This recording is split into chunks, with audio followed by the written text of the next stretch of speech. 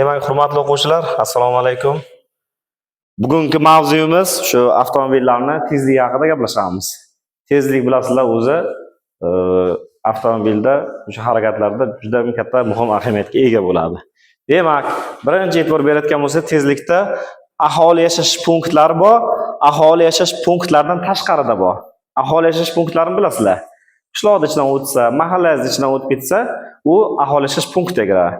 Aholi yashash punktidan tashqari degani o'sha aholi yashamaydigan joylar chiqib ketasizlar. O'sha aholi yashash punktida insonlar yashamaydigan bo'lsa, shu yo'llarda, atroflarda u aholi yashash punktidan tashqarida bo'ladi.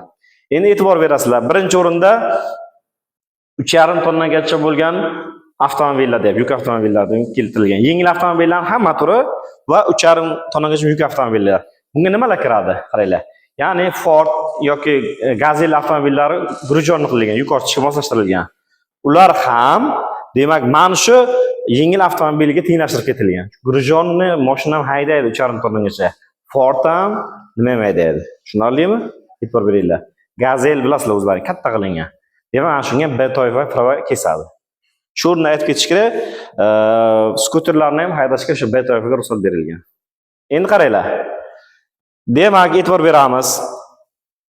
Mana bu yerda aholi yashash joylarida yengil avtomobillar va grujonni 3,5 tonnagacha bo'lgan yuk avtomobillariga tezlik aholi yashash joyida 70, aholi yashash joylaridan tashqarida 100 km yurishga nima qilingan?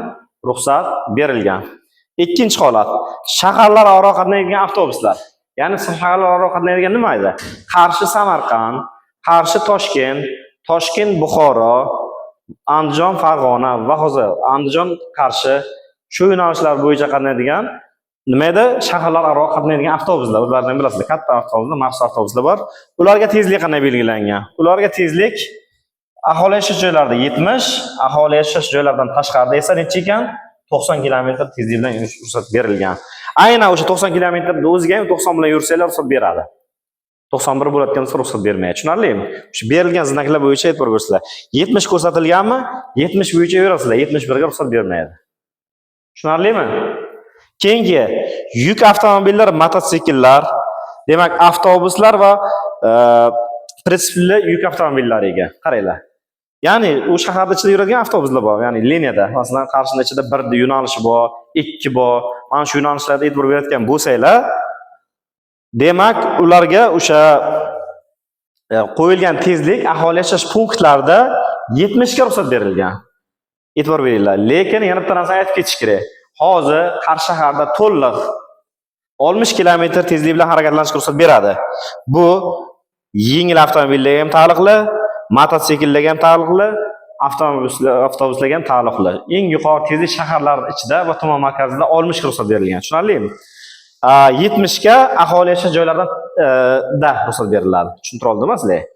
Endi qaranglar. Aholi yashash joylaridan tashqarida esa 80 km tezlik bilan ruxsat berilgan. Demak, bu nimalarni tezlik bilan albatta inobatga olib qo'yishlaringiz kerak bo'ladi.